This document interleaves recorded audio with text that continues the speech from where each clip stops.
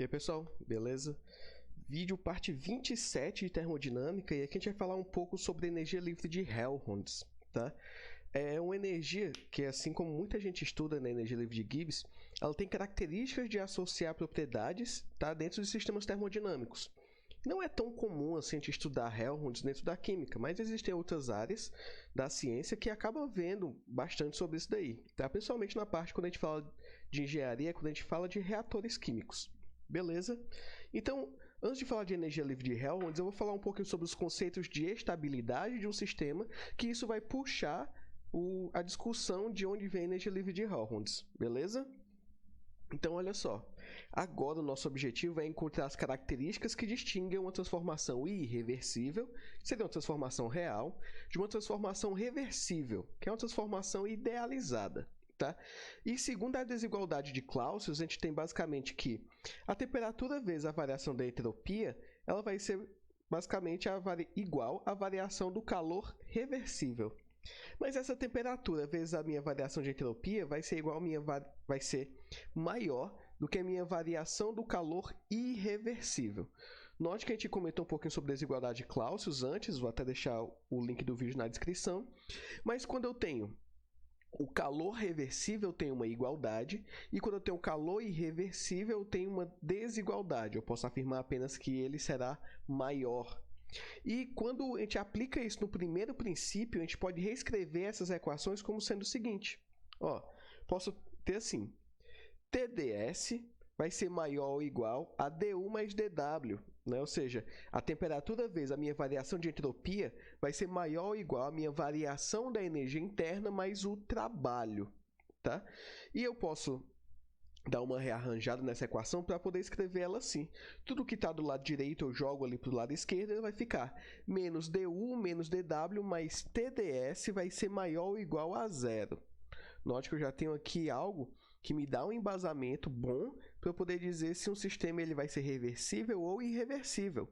Porque se for maior, é irreversível. Se for igual, é reversível, né? Então, vamos parar para poder analisar um pouquinho a condição de equilíbrio e espontaneidade sobre algumas restrições. No caso, uma transformação em um sistema isolado. Nesse caso, a gente vai ter que a variação da energia interna é zero, a variação do trabalho é zero e a variação do calor também é zero. Então, essa equação vai se tornar somente o quê? ds vai ser maior ou igual a zero. Né? Isso daqui já é uma condição de espontaneidade em sistemas isolados, mas vamos continuar. Vamos assumir que um sistema isolado é subdividido em duas partes, a parte alfa e a parte beta. Tá? E uma quantidade de calor, que eu vou chamar de dQ reversível, ele passa reversivelmente de alfa para beta. Tá? Então, o calor vai sair de alfa para beta reversivelmente. O que é que eu vou poder ver? Né? Do meu lado alfa, eu vou ter que minha variação de entropia vai ser menos Q reversível dividido por temperatura de alfa.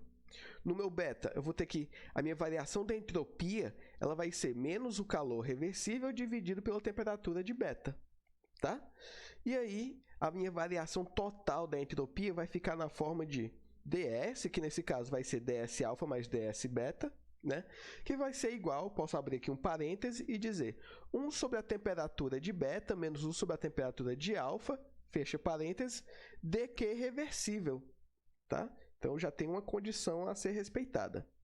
Se eu vejo que esse fluxo de calor ele ocorre espontaneamente, então quer dizer que eu tenho aí que o meu ds ele vai ser maior do que zero. Tá? E como esse dQ ele é positivo, isso significa basicamente que 1 sobre a temperatura de beta menos 1 sobre a temperatura de alfa vai ser maior do que zero. Ou seja, a temperatura de alfa vai ser maior que a temperatura de beta. Somente eu vou observar uma transferência de calor espontânea quando a temperatura de alfa será maior do que a de beta. Se essa condição não for satisfeita, essa variação de calor não vai ser espontâneo. Isso a gente discute um pouquinho quando falamos lá de máquinas térmicas, refrigerador térmico, né? Posso até colocar os links aí para quem quiser dar uma revisada nisso. Beleza? Então, assim a gente tem que o calor flui espontaneamente da região de maior temperatura, que é alfa, para a de menor temperatura, que é beta.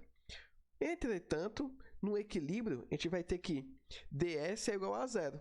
Né? Ou seja, no equilíbrio, quando os dois estão na mesma temperatura, a variação da entropia é igual a zero. O que pede, né, que no equilíbrio a temperatura de alfa seja igual à temperatura de beta. Beleza? Então, essa é a condição de equilíbrio térmico. Um sistema em equilíbrio deve ter a mesma temperatura em todas as partes. Se existe uma heterogeneidade de temperaturas no corpo, no sistema, ele não vai estar no equilíbrio, então ainda vou ter transferência de calor e, consequentemente, variações na entropia. Ok? E aí, se eu pego alguma transformação a temperatura constante, que a gente acabou de ver que é o parâmetro principal para que ele seja estável, a gente vai ter assim. Se um sistema sofre uma transformação de estado isotérmico, então o que a gente chama de TDS, né, que é a minha temperatura, vezes a variação da entalpia, pode ser igual a D de TS, ou seja, a variação da entalpia naquela temperatura. Né? E no caso a relação de menos DU menos DW mais TDS vai ser maior ou igual a zero, ela vai poder ser escrita assim agora. Menos DU mais TDS vai ser maior ou igual a DW, ou posso mudar isso aqui e escrever que menos D de U menos TS vai ser maior ou igual a DW.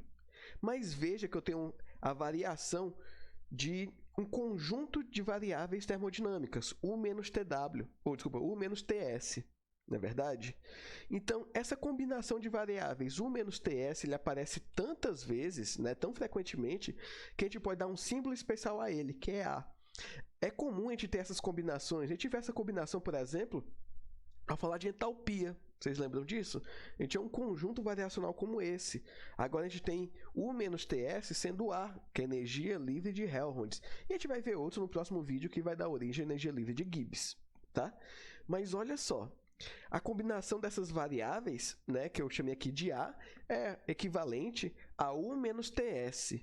Se eu pego um conjunto de dados numa rede finitesimal, eu posso escrever ele como sendo ΔA igual a ΔU menos T ΔS.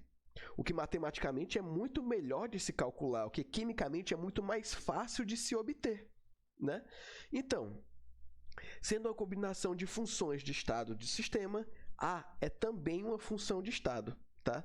E essa função A é chamada de energia de Helmholtz. A relação menos D de UTS maior ou igual a DW se reduz somente a essa forma, né? Menos D de A maior ou igual a DW. E isso daqui tem uma explicação física muito bacana, tá? Por quê? Como calcular eu mostrei aí, mas qual a interpretação física dessa energia livre de Helmholtz, né? Olha só. O significado de A ele é dado pela relação menos ΔA maior ou igual a W. Ele basicamente vai ser o trabalho produzido numa transformação isotérmica. Tá? E esse trabalho produzido ele vai ser menor ou igual à diminuição da energia de Helmholtz. Se for um sistema ideal, ele é igual. Se for um sistema real, esse trabalho produzido vai ser menor do que a energia de Helmholtz. Beleza? Bom, e o sinal de desigualdade aplica-se às transformações reversíveis de tal modo que o trabalho máximo obtido numa transformação isotérmica de estado é igual à diminuição da energia de Helmholtz. E essa quantidade máxima de trabalho inclui todos os tipos de trabalho produzidos na transformação. A gente vai estar falando principalmente daquele trabalho mecânico, mas se você tiver outro tipo de trabalho associado àquela transformação isotérmica, ela vai acabar entrando também nessa variável que é a nossa energia livre de Helmholtz, tá bom? Então, galera, por hoje é isso, né? A gente viu a energia livre de Helmholtz, seu conceito, um pouco da sua aplicabilidade. Eu disse que a gente trabalha principalmente essa energia quando falamos de reatores, né, e de máquinas térmicas, porque na máquina térmica a gente vai ter isso daí. A gente quer ter um maior trabalho aproveitado possível. Então a gente vai acabar vendo o quanto nós podemos extrair de trabalho dali. Próximo vídeo a gente vai falar de Gibbs, e aí a gente vai falar sobre espontaneidade, né? São coisas bem distintas, mas tá aí. Beleza? Então, qualquer dúvida ou pergunta, vocês botem aí nos comentários, beleza? E até o próximo vídeo.